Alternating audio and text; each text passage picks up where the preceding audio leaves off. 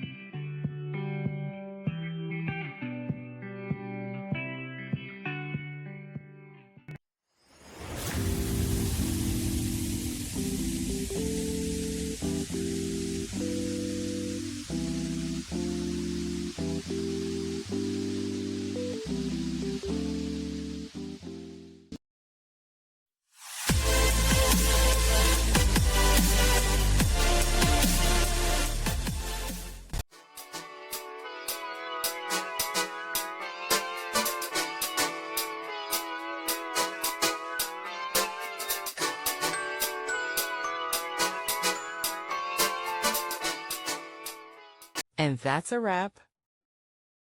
I hope you found the answer you were looking for. If you did, take a second to hit that subscribe button. It really helps out. And let me know in the comments which solution worked best for you. See you next time in the debug zone.